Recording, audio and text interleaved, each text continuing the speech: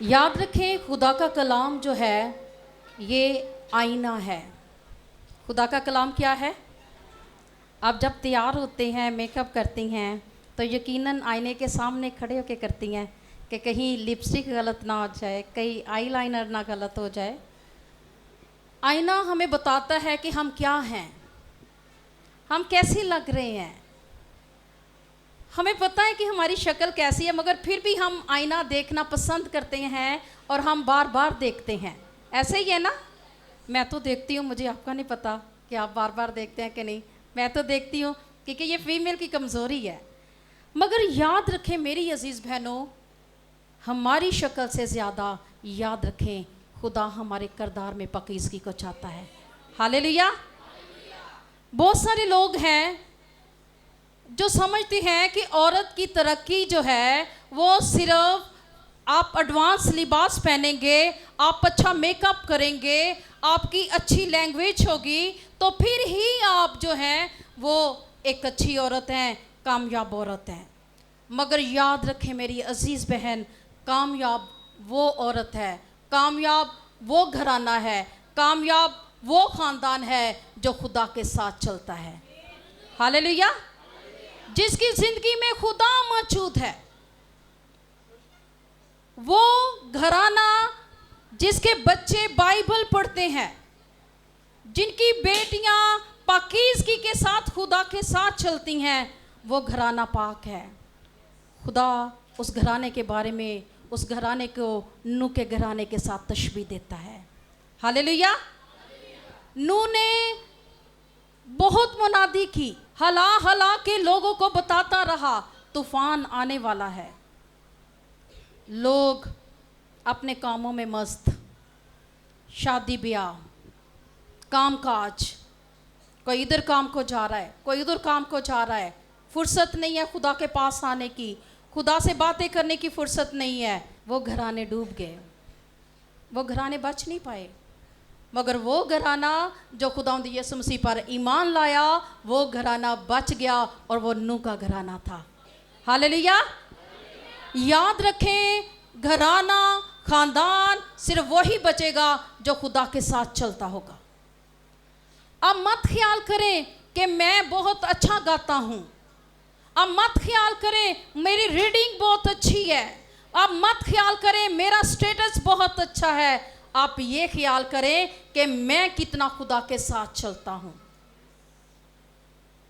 ये ज़रूरी नहीं है कि हम प्रस्तुत कर रहे हैं, ये ज़रूरी है कि आप किसकी प्रस्तुत कर रहे हैं। हालेलुया। क्योंकि याद रखें कि यहोशू ने कहा, अब रही मेरी और मेरे घराने की बात, मैं तो अपने खुदावंद खुदा की क्या करूँगा? प्रस्तुत करूँगा। आज माँ बाप परेशान हैं। परेशान क्यों है वो? क्योंकि उनके बेटे, उनकी बेटियां उनके ताबिया ही नहीं हैं। क्यों उनके ताबिया नहीं हैं? क्योंकि माँ बाप ने वक्त पर उनकी तरबियत नहीं की, माँ बाप ने वक्त पर उन्हें झंझोड़ा नहीं है, माँ बाप ने वक्त पर उनको कहा नहीं बेटा दुआ करो। माँ बाप ने बेटी को ये नहीं समझाया कि मेरी बेटी तेरी पाकीज़गी में तेरी बरकत है, तेरे खुदा के साथ चलने में तेरी शिफा है। आज की माँ भूल चुकी हुई है। मगर याद रखें, इस्राएली औरतें जब उनके पेट में बच्चा होता था, जब वो कंसीव करती थी, तो वो अपने पेट के ऊपर हाथ रख के ब्लेसिंग्स चाहती थी, अपने बच्चे के लिए दुआ करती थी। मेरा बच्चा जो मेरे पेट में है, खुदावंद तो इसको बरकत दे, ये बिजनेसमैन बने, ये डॉक्टर बने, ये तेरा खादम बने, ये तेरी खादमा बने। वो ये दुआ करते थे। मगर आज की माँ मोबाइल से फुर्सत नहीं है, टिकटॉक से फुर्सत नहीं है, स्क्रॉलिंग हो रही है, घंटों घंटे हम मोबाइल में फंसे रहते हैं। ना दुआ है, ना शुक्रगुजारी है। हस्बैंड घर में आया है, लड़ाई झगड़ा है, मेरे लिए ये नहीं लेके आया, मुझे ये चाहिए था। ये क्यों है? इसलिए कि हमारे घर में खुदा नहीं है। जब हमारे घर में खुदा होगा तो फिर याद रखें, फिर बरकत भी होगी, फिर खुशी भी होगी, फिर शादमानी भी होगी, और फिर आप भी यशवा की तरह कह सकेंगे कि अब रही मेरी और मेरे घराने की बात, हम तो खुदावंद अपने खुदा की क्या करेंगे? प्रस्तुति करेंगे। प्रस्तुति किसकी करनी है, ये सवाल है। आज अगर हम दुनिया पर नजर दौड़ाएं, लोगों पर नजर दौड़ाएं, तो लोग आज रोशनी से ज्यादा तारीकी के कामों को पसंद कर रहा है। आज इंसान दुरुस्त राह पर चलने की बजाय वो टेढ़े मेढ़े रास्तों को अपना रहा है। कोई भी किसी के ताबिया नहीं रहना चाहता। अगर आपकी जिंदगी में पाकीज़गी नहीं है, आपका रिलेशन खुदा के साथ नहीं है, तो मेरा सवाल ये है कि आप किस तरह मिनिस्ट्री कर सकते हैं, आप कैसे खुदा को खुश कर सकते हैं। आज लोगों की जो दौड़ है, वो वक्त है, वो पैसा है, वो लोग हैं। लोग खुदा के काम में कामयाबी के लिए, कामयाब होने के लिए, खुदा की खिदमत के लिए, याद रखें, खुदा की बशारत के लिए, खुदा की मुनादी के लिए 3 चीज़ों की ज़रूरत है। पहला है वक्त। पहला क्या है? वक्त। आपका मुझे साथ चाहिए, मेरे साथ रहिएगा। दूसरा है पैसा। दूसरा क्या है? पैसा। और तीसरा है लोग। तीसरा क्या है? लोग। मिसाल के तौर पर मैं वक्त निकाल के यहाँ चर्च में आई हूँ, अगर आप यहाँ पे मौजूद नहीं होंगे तो मैं किसको कलाम सुनाऊंगी, है ना? मैं तो फिर खुद ही दीवारों के साथ टकरे मार कर चली जाऊंगी। ये क्यों है? जब हमारा तल्लुक खुदा के साथ दुरुस्त नहीं होता। हम लोग ज़ाहिरी चीज़ों पर तवज्जो ज़्यादा दे रहे हैं। अगर मेरे पास पैसा है तो फिर ही मैं आपके पास आई हूँ ना, पेट्रोल डलवाया है, सब कुछ किया है, रास्ते में खाया पिया भी है, चाय भी पी है। ये 3 चीज़ें हैं, वक्त, लोग और पैसा। ये ज़रूरत है, मगर याद रखें आज के इंसान ने इसको अपना बिजनेस बना लिया हुआ है। लोग आज खिदमत नहीं कर रहे हैं, लोगों के अंदर जज्बा नहीं है। मैं भी कह सकती थी मेरे घर में एसी लगा हुआ है, पादरी साहब आप प्लीज़ इसको कैंसिल कर दें, आप जो है वो किसी और से मीटिंग करवा लें। मगर मैंने ये तहैया किया था, क्योंकि मुझे याद है जब मैंने बहनों की मीटिंग स्टार्ट की तब 3 या 4 बहनें हुआ करती थी। मुझे पता है कि ये जो 4 बहनें हैं, ये जब 4 औरतों में जाके इस पैगाम को सुनाएंगी, ये 8 हो जाएंगी। 8 औरतें जब और 8 औरतों को जाके ये पैगाम सुनाएंगी तो वो 16 हो जाएंगी। तो कितनी औरतों तक पैगाम पहुंचा? बहुत ज़्यादा औरतों तक पहुंचा। खिदमत के लिए आपका जज्बा होना ज़रूरी है। खिदमत के लिए आपको अगर खिदमत करनी है तो आपको तैयार होना पड़ेगा। उसकी खिदमत के लिए खुद को पेश करना पड़ेगा। मैं अक्सर कहती होती हूँ कि एफिशिएंट वो बंदा नहीं जिसको कहा जाए कि ये काम करे, एफिशिएंट वो बंदा है जो कहे बगैर करे। हम लोग कहते हैं कि पादरी साहब मैनू कहेंगे कि अगे जा कवायर विच खड़े हो, गीत गाओ, फिर हम गाएंगे। हम इंतज़ार करते रहते हैं पादरी साहब का कि हमें कहें। आप पादरी साहब से कहें, पादरी साहब मुझे मौका दें, मैं खिदमत करना चाहती हूँ। आप खुद को पेश करें खिदमत के लिए। मेरे साथ खुदावंद के कलाम मुक़द्दस में से निकालें जो हमारी मरकज़ी आयत है, जो आज के दिन का मज़मून है, दाऊद का ज़बूर 68 वर्स 11 आयत मुक़द्दसा पर हम गौर करेंगे। जब पादरी साहब ने, मैंने ये वर्स देखी तो मैंने कहा पादरी साहब ने बड़ा मुश्किल टॉपिक जो है ना वो चूज़ किया है। तो मगर ये कि ये बहुत खूबसूरत टॉपिक है, हम फीमेल्स के लिए स्पेशली। खुदा के कलाम मुक़द्दस में रक़ में लिखा हुआ है, खुदावंद हुक्म देता है, जो खुशखबरी देने वालियाँ फ़ौज की फ़ौज हैं। खुशखबरी देने वाली कौन है? फ़ौज की फ़ौज। बाइबल मुक़द्दस जो हमें सिखाती है, ये खुदावंद की तरफ से हुक्म है।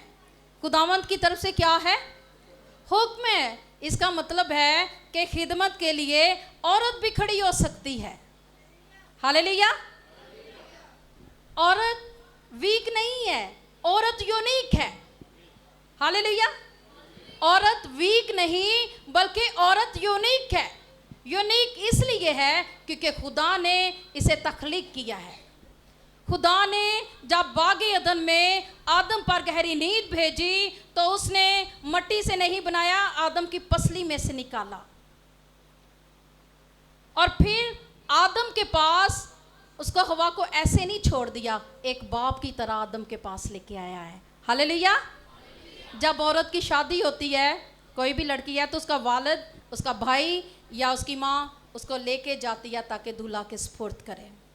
ऐसे ही आसमानी बाप भी अपनी बेटी हवा को लेकर दूल्हा के पास, आदम के पास लेके आया था कि वो उसकी बीवी हो।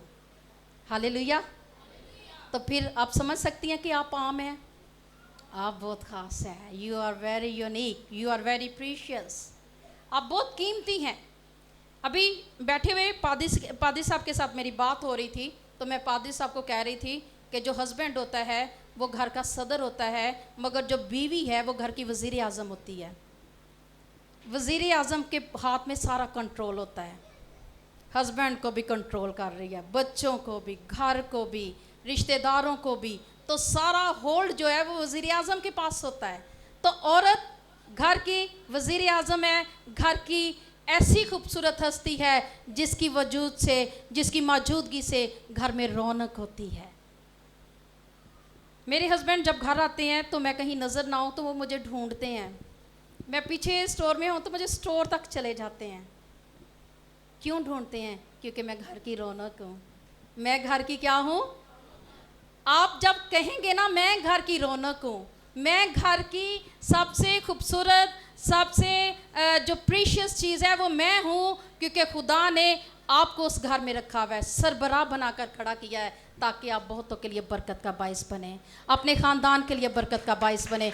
जब आप अपने ख़ानदान के लिए, अपने बच्चों के लिए बरकत का बाइस होंगी तो याद रखें फिर खुदा का नाम आपकी ज़िंदगियों से ज़ाहिर होगा, आपके बदन से उसका नाम जलाल पाएगा। यहाँ पे जो बात हो रही है वो है खुदावंद हुक्म देता है, खुशखबरी देने वालियाँ फ़ौज की फ़ौज है।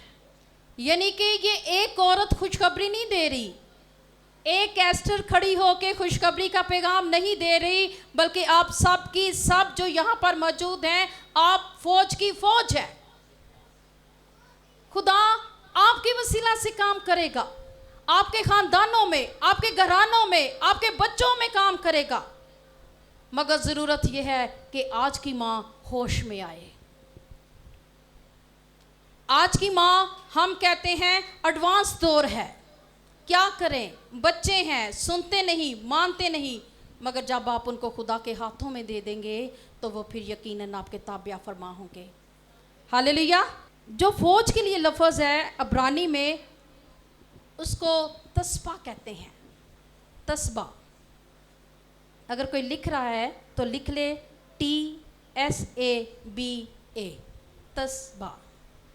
ये लफ्ज़ जो है ये मोनस है और ये इसका मतलब है औरतों की फ़ौज जिसको जंग के लिए उनको तरबियत दी गई है। ऐसी औरतों की फ़ौज जिनको जंग करने के लिए तरबियत दी गई है, जो इस आयत में जो मतलब है। और याद रखें खुदा पेशन गोई भी है, खुदा यीशु मसीह ने भी कहा कि मैं अपना रूह हर फर्द बशर पर क्या करूँगा? नाजिल करूँगा। यहाँ पे ये नहीं कहा कि मैं अपना रूह सिर्फ मर्दों पर नाजिल करूँगा, ऐसे कहा है? नो, सिर्फ ये कहा है कि मैं अपना रूह औरतों पर नाजिल करूँगा, ये कहा है? नो, हर फर्द बशर पर मैं अपना रूह हर फर्द बशर पर नाजिल करूँगा। तुम्हारे बेटे बेटियाँ रोया देखेंगी, तुम्हारे बुजुर्ग नबूवत करेंगे। ये खुदा का कलाम फरमाता है, ये मैं नहीं कहती। इसीलिए खुदावंद खुदा हुक्म देता है कि जंग करने वाली, खुशखबरी देने वाली फ़ौज की फ़ौज है। जैसे मैंने पहले भी बताया कि खुशखबरी के काम के लिए वक्त, पैसा और लोग, ये 3 चीज़ों की ज़रूरत होती है। तो खिदमत करने के लिए भी इन 3 चीज़ों की ज़रूरत होती है, मगर इब्लीस ने इसको गलत तरीके से हमारे बच्चों की ज़िंदगियों में दाखिल कर दिया है। हमारे बच्चे आज वक्त को, लोगों को और पैसे को गलत इस्तेमाल कर रहे हैं। हम दुरुस्त तरीके से खुदा की खिदमत नहीं कर रहे, हम सिर्फ अपना आप दिखा रहे हैं, हम अपने आप को शो कर रहे हैं, हम सिर्फ अपना जलाल जाहिर कर रहे हैं। मुझे प्रोटोकॉल नहीं मिला, मुझे पादरी साहब ने अपने घर नहीं बिठाया, मुझे आगे जगह नहीं दी, मैं कुर्सी पर बैठना चाहती थी, मुझे पादरी साहब ने कुर्सी नहीं दी। ये आज के लोगों की डिमांड है, ये आज के लोगों की शिकायत है। आप ये क्यों नहीं कहते मैं तो खुदा से बरकत लेने आया हूँ, मुझे जिधर जगह मिले मैं बैठ जाऊँगी। हालेलुया। याद रखें, रूह मुकद्दम है। क्या चीज़ मुकद्दम है? रूह। हम देखते हैं, एक छोटा सा सवाल है, जंग करने के लिए फौज तैयार है। अब जंग के लिए आप आधी फौज को भेज देते हैं, आधी फौज को रोक देते हैं, तो क्या वो फतहमंद हो सकते हैं? नहीं। ख़ानदानों में भी अगर सिर्फ मर्द ही खुदा की खिदमत करे और औरत खिदमत ना करे तो वो भी जंग क्या होती है? हार जाते हैं। वो जंग भी क्या होती है? यानी कि मर्द खुदा के साथ चल रहा है, औरत खुदा के साथ नहीं चल रही, तो फिर यकीनन बच्चे तो माँ के साथ चिपके होते हैं। ऐसे ही है ना, माँ को छोड़ते नहीं हैं, माँ के साथ साथ रहते हैं, पकड़े रखते हैं। तो फिर इसमें फिर आपकी भी ज़रूरत है। हालेलुया। खिदमत के लिए मर्द के साथ औरत की भी ज़रूरत है, ताकि ख़ानदान घराने बच जाएं। मर्द और औरत दोनों मिलकर एक दूसरे के लिए मददगार हैं, क्योंकि जब खुदा ने आदम और हवा को बनाया, आदम को कहा ये तेरी मददगार है। ये खुदा ने हुक्म दिया है कि हम बराबर खड़े हों। और याद रखें कि जो पुराने अहदनामा में ये मर्द और औरत जो हैं वो इकट्ठे इबादत किया करते थे। और यहाँ पे हम देखते हैं पहला कुरिन्थियों 11वां बाब और उसकी 3री आयत, बस मैं तुमको आगाह करना चाहता हूँ कि औरत को कैसे होना चाहिए। पुराने अहदनामे में जो औरत का किरदार है, कदीम इसराइलियों में वो खुदा की हम्दो सना के लिए औरतें भी खुदा के घर में जाया करती थीं।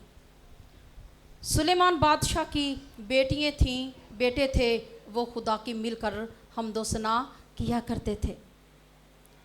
खुदा की हम्दो सना में, और फिर याद रखें कि औरतों के लिए एक ख़ास हिस्सा मखसूस किया जाता था, जहाँ पे औरतें अपनी इबादत किया करती थीं। हन्ना भी औरत थी। हन्ना के बारे में कौन कौन जानता है? आप सब जानते हैं। आप बड़ी पुरजोश कलीसिया हैं। मैं सुन रही थी बहन को बड़े जोश के साथ नारे लगा रहे थे, मुझे बहुत अच्छा लग रहा था। God bless you. हन्ना जो है, इसके पास बेबी नहीं है, वो खुदा की हजूरी में झुकी हुई है। वो अपने हस्बैंड के साथ कुर्बानी गुजराने के लिए वहाँ पर जमा थे। वो सैला के रहने वाले थे और हर साल वो कुर्बानी के लिए वो जमा हुआ करते थे, ताकि अपनी कुर्बानी को खुदा की हजूरी में गुजराने। हन्ना भी कुर्बानी के लिए खुदा के घर में गई हुई थी। उसने अपने शोहर से कहा मैं दुआ करना चाहती हूँ। उसके शोहर ने कहा जाओ। कुर्बानी के बाद वो गई और वो दुआ करने लगी। उसने दुआ की और उसने खुदा से कहा कि तू मुझे बेटा देगा तो उसको मैं तेरे घर में लेकर आऊँगी, वो तेरी खिदमत करेगा। खुदा ने उसकी दुआ को सुना। खुदा ने उसकी दुआ को सुना और खुदा ने उसे बेटा दिया। और फिर जब कुर्बानी देने का वक्त आया, उसके शोहर ने कहा चलो हन्ना चलें। हन्ना ने कहा नहीं, जब तक मैं अपना दूध छुड़ा नहीं लेती तब तक मैं इसे खुदा के घर में नहीं लेके जाऊंगी। हन्ना कुर्बानी देने के लिए तैयार थी। हन्ना ने अपने बेटे को खुदा की हजूरी में पेश किया। जब उसने दूध छुड़ा लिया, वो उसे लेकर खुदा के घर में गई। उसने वहाँ पे खुदा के घर में उसे छोड़ दिया। वो छोटा बच्चा था, वो महज 3 साल का था। 3 साल तक वो माँ दूध पिलाती थी अपने बच्चों को उस वक्त में, और 3 साल वो अपने बेटों को दूध पिलाते थे। 3 साल के बाद वो उसे उसके खुदा के घर में लेके आई और उसने वहीं पे छोड़ा। और वो एली काहे जो उसे कह रहा था कि शायद ये नशे में है, मगर उसने कहा मैं नशे में नहीं हूँ, बल्कि मैं तो खुदा से बातें कर रही थी। और वो उसने उसे वहाँ पर छोड़ा खुदा की खिदमत के लिए। आज माएँ कहती हैं हमारा बेटा डॉक्टर बनेगा, आज माएँ कहती हैं इंजीनियर बनेगा, पायलट बनेगा। और आज की माँ ये क्यों नहीं कहती जो सबसे अच्छा और बेस्ट बेटा है ये पास्टर बनेगा। हालेलुया। हम कहते हैं जो बच्चा सबसे नालायक होता है, आज की माँ कहती है अच्छा है तो होरते ने कुछ करना नहीं, इन्हें पादरी ही बना दो, है ना। ये हमारे वालिदैन की आज कमज़ोरी है। जो सबसे नालायक बच्चा है उसे हम कहते हैं ये पास्टर बनेगा, जो सबसे ज़हीन बच्चा है उसे कहते हैं ये डॉक्टर बनेगा। खुदा को बेस्ट चाहिए। खुदा को क्या चाहिए? बेस्ट चाहिए। याद रखें, कुर्बानी के लिए जब कुर्बानी गुजरानी जाती थी तो जो बछड़ा या जो कुछ वो खुदा की हुजूरी में ले के आते थे वो बेऐब होता था, जिसमें कोई भी ऐब ना हो। हम कहते हैं कि जो बच्चा नालायक है वो खुदा की खिदमत करेगा। हम ये क्यों नहीं कहते जो हमारा बेस्ट बच्चा है वो खुदा की खिदमत करेगा। याद रखें, खुदा को अच्छे लोगों की ज़रूरत है, खुदा को ज़हीन लोगों की ज़रूरत है, खुदा को पढ़े लिखे लोगों की ज़रूरत है। हम वो खुदा की खिदमत के लिए वो बच्चे भी हैं, उनको भी खुदा ने दिया है, मगर अपना बेस्ट हमेशा खुदा के सामने पेश करें। बीइंग अ मदर, हन्ना ने कुर्बानी दी है, उसने अपने बेटे को पेश किया है। वो उस फौज में शामिल है जो खुदा की खिदमत के लिए तैयार है। क्योंकि जो हमारी मरकज़ी आयत है वो ये है कि खुशखबरी देने वालियाँ फ़ौज की फ़ौज हैं। एक नहीं, फ़ौज की फ़ौज। फ़ौज में बहुत सारे लोग होते हैं जो खुदा की खिदमत करते हैं। तो मेरी बेटियाँ क्यों नहीं हो सकती? मेरी बेटियाँ भी होंगी, मेरी बहनें होंगी खुदा की खिदमत में, क्योंकि खुदा हमें से चाहता है कि हम खुदा के नाम को जलाल दें। याद रखें, पुराने अहदनामा में बहुत सारी औरतें हैं जिन्होंने ईमान से अपने आप को शो किया है, ईमान से खुद को पेश किया है। सारा ईमान ही से 100 साल की उम्र में वो माँ बनी। वो इस काबिल नहीं थी, मगर ईमान से वो बनी, वो कौमों की माँ कहलाई। राहब, दुनिया की निगाह में सबसे गलीज औरत, मगर वो लोगों को, खुदा के लोगों को बचाने में उसने अहम रोल अदा किया। आस्तर को देखते हैं, आस्तर मलका, वो ना सिर्फ अपने लिए बल्कि अपनी कौम के लिए, अपने घराने के लिए बरकत का बाइस बनी। आस्तर ने कुर्बानी दी है। वो जवान लड़की थी, खूबसूरत थी, बादशाह की वो बीवी थी, मगर उसने इस चीज़ की परवाह नहीं की कि मैं बादशाह की बीवी हूँ, मेरा लिबास खूबसूरत है, मैं खूबसूरत हूँ। जब उसे कहा गया तो उसके चाचा ज़ाद ने कहा कि अगर तू आज खामोश रही तो मत ख्याल कर कि तू बच जाएगी। मैं आज आप लोगों को भी ये पैगाम देना चाहती हूँ कि अगर आप खामोश रही तो याद रखें आप भी अपने घराने समेत जो है वो यहाँ से जो बर्बाद हो जाएंगी। आपके घराने, आपके बच्चे। मगर आस्तर की तरह अगर आप कुर्बानी के देने के लिए तैयार हो जाएंगी, यकीनन आप भी बचेंगे, आपके घराने भी बचेंगे और आपकी कौम भी बचेगी। हालेलुया। आज बहुत सारी बेटियां हैं कि वो चाहती हैं कि हम खिदमत करें, मगर खिदमत करने के लिए बहुत ज़रूरी है कि आप खुदा के साथ अपने तल्लुक़ को मजबूत करें, क्योंकि जब तक खुदा के साथ आपका तल्लुक़ मजबूत नहीं होगा आप खिदमत के लिए कभी भी निकल नहीं सकती। मरियम जो मूसा की बहन थी, उसने मूसा की जान बचाई। उस वक्त जब हुक्म था कि लड़का हो तो उसे मार दिया जाए, उसकी माँ पहले छुपाती रही, मगर एक वक्त आया वो उसे छुपा ना पाई, उसने पानी में बहा दिया, मगर उसकी बहन ने उसकी जान बचाई। आप भी अपने भाई की जान बचा सकती हैं, आप भी अपने बेटे की जान बचा सकती हैं। अगर आपके अंदर जज्बा होगा। मरियम ईमान से छुप कर उस जगह खड़ी रही और देखती रही कि मेरा भाई कहाँ तक जाता है। मैं आपको इनकरेज करना चाहती हूँ,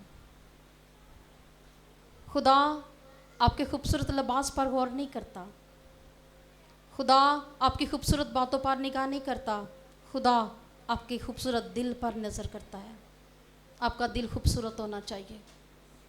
आज का बहन भाई एक दूसरे के लिए खुद गर्ज हो चुके हुए हैं, रिश्ते नातों में खुद गर्जी आ गई है। अगर बेटे को कहें, आप कुछ कहें कि बहन को वहाँ तक छोड़ा, बेटा खुद गर्जी की इंतहा, माँ मैं सोया हुआ, मुझे मत जगाना, मैं नहीं जाऊँगा। बहन अकेली जा रही है। ये खुद गर्जी है जो हमारे ख़ानदानों में आज भी मौजूद है। ये हमें इसमें से निकलना है।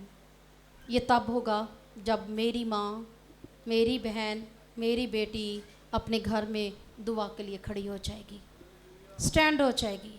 जब आप खड़ी होगी तो याद रखें, खुदा मुसरफ बेटे की तरह बाहें फैलाए खड़ा था, मेरी बेटी वापस आ जाए, मेरा बेटा वापस आ जाए।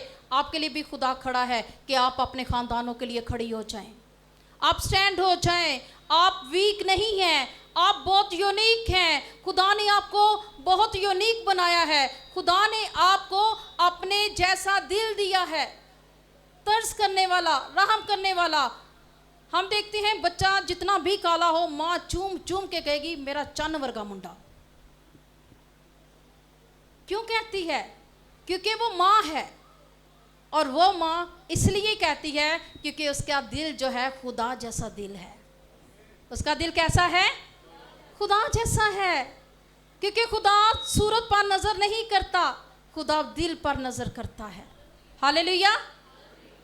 खुदा आपके दिलों को जांचता है। कोई शख्स हमारे दिलों से वाकिफ नहीं है, इवन इब्लीस भी हमारे दिल से वाकिफ नहीं है। हमारे दिल को सिर्फ खुदा ही जांच सकता है, सिर्फ खुदा वाकिफ है आपके दिल से। इसलिए मेरी बहन, मैं आपको इनकरेज करना चाहती हूँ कि आप आस्तर की तरह खड़ी हो जाएं, आस्तर की तरह मजबूत हो, आस्तर की तरह दलेर हो। आप जैसे मरियम ने मूसा की जान बचाई, आप भी अपने ख़ानदान की जान बचा सकती हैं, अपने भाई की जान बचा सकती हैं, अपने बेटे की जान को बचा सकती हैं। याद रखें, हारून की बहन मरियम भी नबिया थी। ये मैं पुराने अहद की बात कर रही हूँ, मैं आज के अहद की बात नहीं कर रही, मैं पुराने अहद की बात कर रही हूँ। हारून की बहन मरियम भी नबिया थी। वो रूह से गाती थी, वो रूह से खुदा की हजूरी में झूमती थी। वो जब जंग करके फतहमंदी के साथ वापस लौटा हारून अपनी फौज के साथ, तो वो दब बजाते हुए अपनी सहेलियों के साथ वो दब बजाते, गीत गाते, खुदा की हमदो सना करते हुए फतहमंदी से उनके इस्तकबाल को निकली। क्योंकि वो फौज की फौज है, क्योंकि खुशखबरी देने वाली, खुशी की खबर देने वाली, फतह की खबर देने वाली, फतहमंदी की खबर देने वाली फौज की फौज है। अब मत ख्याल करें आप एक हैं।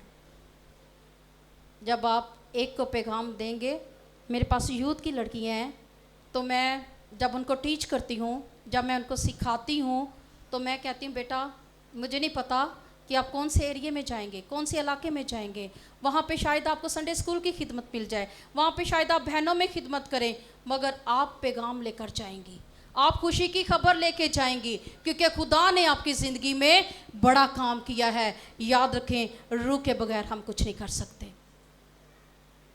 रूह के बगैर, रूह की रहनुमाई के बगैर हम कुछ नहीं कर सकते। रूह के मसा में ही हम बाहर निकलते हैं गीत गाने के लिए, रूह के मसा ही के साथ हम निकलती हैं खुशखबरी देने के लिए।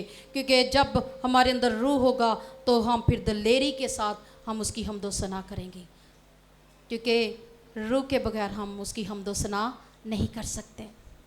आप कर सकती हैं मेरी बेटियाँ बैठी हैं। जब तक रूह नहीं होगा, राभिया नाला रजिया नाला रा को तो रोलो सो, ये नहीं होगा। आप कैसे करेंगी? क्योंकि खुदा का रूह आपके अंदर बसा हुआ है। जब के खुदा का रूह जब हमारे अंदर होता है तो फिर हम खुशी के साथ नाचते हैं, गाते हैं, खुदा की हमदो सना करते हैं, उसके नाम की गवाही देते हैं। आप जब किसी को गलत कुछ करता देखते हैं फ़ौरन उसे कहते हैं मेरी बहन ये गलत है। ऐसे ही है, आपकी ज़िंदगी में कोई गवाही मौजूद है किसी बहन की ज़िंदगी में ऐसी कि आपने किसी भटके हुए को कहा हो कि आप गलत राह पर जा रही हैं? वेरी गुड, वो मेरी बहन ने हाथ खड़ा किया है। याद रखें, एक नहीं बल्कि फ़ौज की फ़ौज होनी चाहिए, फ़ौज की फ़ौज होनी चाहिए, ताकि खुदा का कलाम, उसकी खुशखबरी, उसकी मनादी फैलती चली जाए। खुदावंद यीशु मसीह ने तब तक नहीं आना जब तक उसका नाम दुनिया के कोने कोने तक फैल नहीं जाए, क्योंकि उसको फ़ौज की ज़रूरत है, उसको आपकी ज़रूरत है। उसको ये मत सोचे ये बेटी छोटी है, ये बेटी छोटी है। याद रखें, खुदा आप में से हर एक को चाहता है कि आप उसकी फ़ौज का हिस्सा बने, ताकि उसका कलाम, उसकी मुनादी, उसकी बशारत, खुशी की खबर, नजात की खबर, शादमानी की खबर सब तक पहुंच जाए, ताकि कोई भी हलाक ना हो बल्कि सब के सब हमेशा की ज़िंदगी पाए। क्योंकि खुदा ने दुनिया से ऐसी मोहब्बत रखी कि उसने अपना इकलौता बेटा बख्श दिया, ताकि जो कोई उस पर ईमान लाए हलाक ना हो बल्कि हमेशा की ज़िंदगी पाए। याद रखें, जब खुदावंद यीशु मसीह नए अहद की तरफ हम देखते हैं, वहाँ पर भी बहुत सारी बेटियां हैं जिन्होंने खिदमत की है, बहुत सारी बहनें हैं जो खुदावंद यीशु मसीह के साथ खिदमत करती रही हैं। और कितनी खुशी की बात है, यीशु मसीह की जी उठने की खबर भी औरतों ने दी है। हालेलुया। तो ये तो फ़ौज की फ़ौज है। हम कैसे वीक हो सकती हैं? हम वीक नहीं हैं मेरी बहन, मेरी बेटी, हम दलेर हैं, हम मजबूत हैं। ज़रूरत सिर्फ इस बात की है कि अपने खुदा से अपना तल्लुक जोड़ लें, अपने रिलेशन को खुदा के साथ मजबूत करें। हम दुआ करते हैं मगर आज की दुआ फॉर्मल दुआएं हैं, हम रस्मी दुआएं करते हैं, हम रस्मन खुदा की हजूरी में झुकते हैं। मामा ने कह दिया, पापा ने कह दिया, बाइबल रीडिंग कर ली, हमने जल्दी जल्दी दुआ कर ली, खुदा मेरे साथ मेरे ख़त्म दुआ। याद रखें, खुदा चाहता है हम रूह और सच्चाई के साथ उसकी हमदो सना करें। हालेलुया। जब हम रूह से दुआ करते हैं तो हमारा तल्लुक, हमारा रिलेशन जो है वो खुदा के साथ जुड़ जाता है।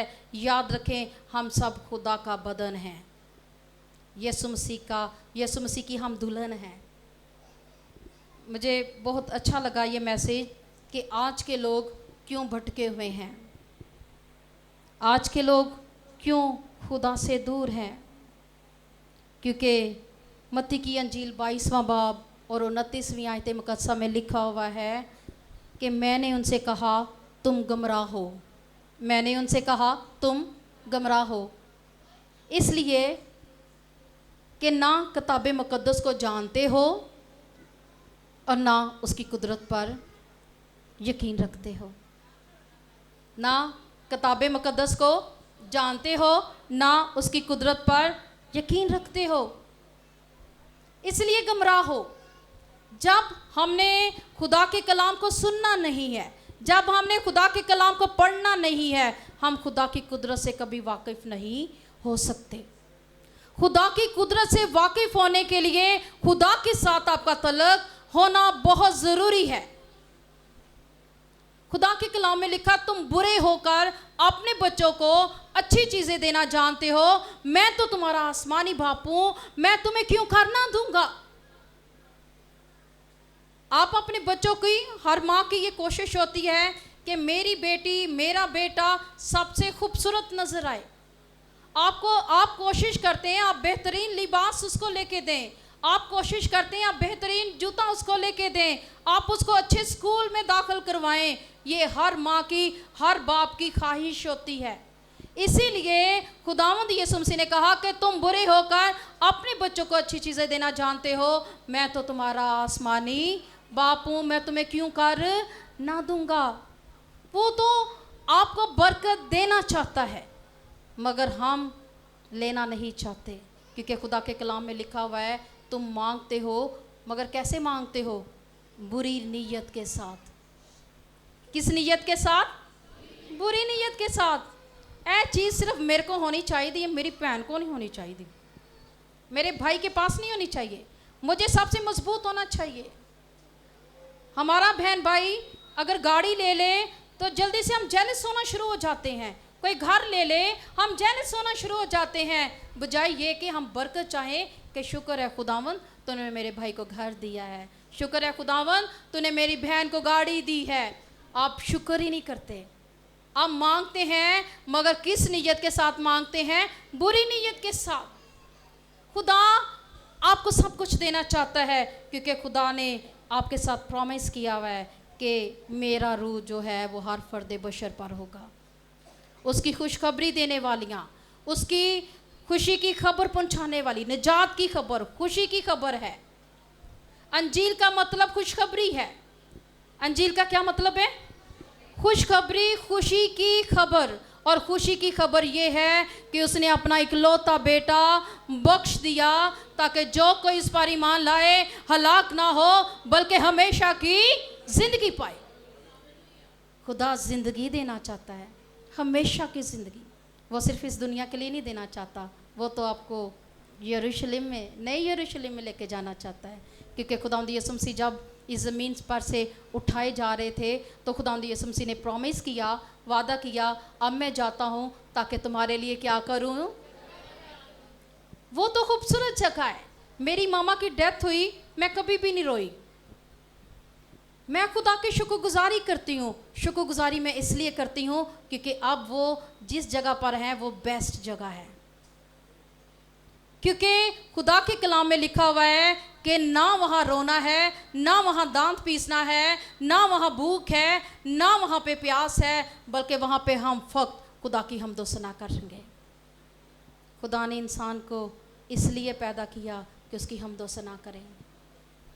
खुदा की हमदो सना करने के लिए 24 घंटे फरिश्तगान मौजूद हैं। वो 24 घंटे उसे कदूस कदूस कहते हैं, मगर वो फिर भी इंसान से प्यार करता है और वो कहता है कि मेरी प्रस्तिश करो। और जब आप प्रस्तिश करते हैं तो उसका तख्त लग जाता है, वो खुश होता है, वो शादमान होता है। एक रूह भी तौबा करती है तो आसमान पर खुशी मनाई जाती है। क्यों मनाई जाती है? क्योंकि खुदा खुश होता है कि मेरी फ़ौज में फ़ौज की फ़ौज तैयार हो रही है। हालेलुया। और हमें उसके लिए तैयार होना है। बहुत सारी ऐसी बेटियां हैं जो वहाँ पर मौजूद हैं, जैसे मरियम है, मरियम मगदलिनी है, दबूरा है, परसिकला है। बहुत सारी औरतें हैं जो नए अहदनामा में हमें मिलती हैं, जिन्होंने खुदावंद यीशु मसीह की मिलकर खिदमत की है। मरियम और मार्था के बारे में। मार्था बहुत बिजी कामों में, रोटी बनाने में, सफाई करने में। मेरे यीशु ने मेरे घर में आना है, मैं अच्छा खाना खिलाऊंगी। और जब मरियम पास बैठी खुदा से बातें सुन रही थी, ज़िंदगी की बातें, तो उसे यीशु के पास आई, कहने लगी कि ये मेरी हेल्प नहीं कर रही। तो खुदावंद यीशु मसीह ने कहा, मार्था तू तो दुनिया की फ़िक्र और तरद्दुद में पड़ी हुई है, मरियम ने तो अपने लिए अच्छा हिस्सा चुन लिया। ये अच्छा हिस्सा आपका भी हो सकता है जब आप खुद को खिदमत के लिए पेश करेंगी। लाजमी नहीं बुआ जी आपकी कुंडी खड़का के कहे आ जाओ भैनों की मीटिंग हो लगी है। आप खुद कहें आज वेडनेसडे है, आज फ्राइडे है, मुझे बहनों की मीटिंग में जाना है। पहले पहुँचें, फिर आप खिदमत के लिए तैयार होंगी। फिर खुदा की खिदमत में आप खुदा के साथ खड़ी होंगी। फिर खुदा आपकी दुआ को सुनेगा भी और आपको बरकत भी देगा। मेरे साथ निकाले, ये आखिरी हवाला जाता है गलतियों की कलीसिया के नाम लिखा गया ख़त, 3 बाब और उसकी 27वीं और 28वीं आयत मुकद्दसा पर हम गौर करेंगे। यहाँ पे लिखा हुआ है, और तुम सब जितनों ने मसीह में शामिल होने का बपतिस्मा लिया, मसीह को पहन लिया। 28वीं आयत मुकद्दसा में लिखा हुआ है, ना कोई यहूदी रहा, ना यूनानी, ना कोई ग़ुलाम, ना आज़ाद, ना कोई मर्द, ना औरत, क्योंकि तुम सब मसीह यीशु में एक हो। हालेलुया। ये आपका जवाब है आज का। जितनों ने मसीह यीशु को कबूल किया, जितनों ने, यहाँ पे मर्द और औरत की कोई तकसीम नहीं है। यहाँ पे लिखा है जितनों ने मसीह यीशु को कबूल किया। उन्होंने किसको पहन लिया? उन्होंने मसीह को पहन लिया, पाकीज़गी को ले लिया, पाक दिल को ले लिया, क्योंकि खुदा ने कहा कि मैं पाक हूँ, तुम भी पाक बनो। मैं पाक हूँ, तुम भी क्या बनो? पाक बनो, क्योंकि खुदा पाक है और वो कभी बदी को देख नहीं सकता। इसलिए वो कहता है कि मैं पाक हूँ, तुम भी पाक बनो। बागी अदन में जो जुदाई की दीवार खड़ी हुई थी, अपने बेटे के वसीला से खुदा ने उसको तोड़ डाला। वो लिबास, पाकीज़गी का लिबास, जो खुदा के रूह के मसा का लिबास था, जो हमसे ले लिया गया था, खुदा ने अपने बेटे के वसीला से हमें दोबारा से दे दिया। उसने बर्रे के लहू से धोकर हमें पाक कर दिया। इसीलिए खुदा के कलाम में पौलुस रसूल कहता है गलतियों की कलीसिया के नाम के, और तुम सब जितनों ने मसीह में शामिल होने का बपतिस्मा लिया, मसीह को क्या किया? पहन लिया। और फिर जो आगे लिखा है, फिर खुदा ने तकसीम को ख़त्म कर दिया यहाँ पे अपने बेटे के वसीला से। ना कोई यहूदी रहा, ना यूनानी, ना कोई ग़ुलाम, ना आज़ाद, ना कोई मर्द, ना औरत, क्योंकि तुम सब मसीह में एक हो। हम मसीह में एक हैं। खुदा का कलाम हमें खुशी की खबर देता है।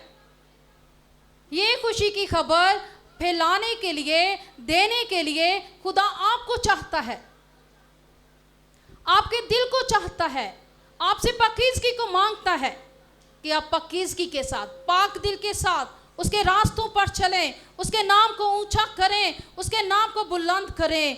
क्योंकि याद रखें, खुदा के कलाम में लिखा हुआ है क़यामत में ब्याह शादी ना होगी। क़यामत में ब्याह शादी ना होगी, बल्कि लोग आसमान पर फरिश्तों की मानित होंगे। किसकी मानित होंगे? हालेलुया। वहाँ पे ना, यहाँ पे लिखा कि जो यीशु मसीह को कबूल करता है, वो उसमें, हम मसीह के बदन में हम क्या हैं? एक हैं। हम एक हैं, ना मर्द रहा ना औरत। इसका मतलब है खुदा की फौज में शामिल होने के लिए हम एक हैं। हम क्या हैं? एक हैं। खुदा की खुशखबरी देने के लिए, यीशु का पैगाम देने के लिए, नजात का पैगाम देने के लिए, गुनाहों की माफ़ी का पैगाम देने के लिए आपको खड़ा होना पड़ेगा।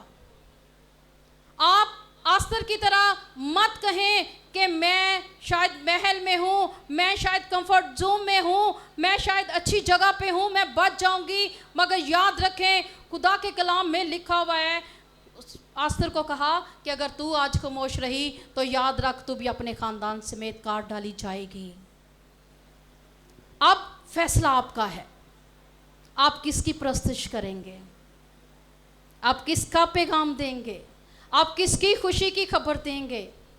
फैसला आपका है, क्योंकि खुदा ने हमें आज़ाद मर्जी के साथ पैदा किया है। खुदा ने हम पे छोड़ा हुआ है कि हम उसे कबूल करते हैं या नहीं। मगर मेरी अजीज़ बहन, इससे पहले कि वक्त गुजर जाए, आप खुदा के पास आ जाएं, उसके सामने झुक जाएं, आप उसकी फ़ौज का हिस्सा बन जाएं जो खुदा चाहता है।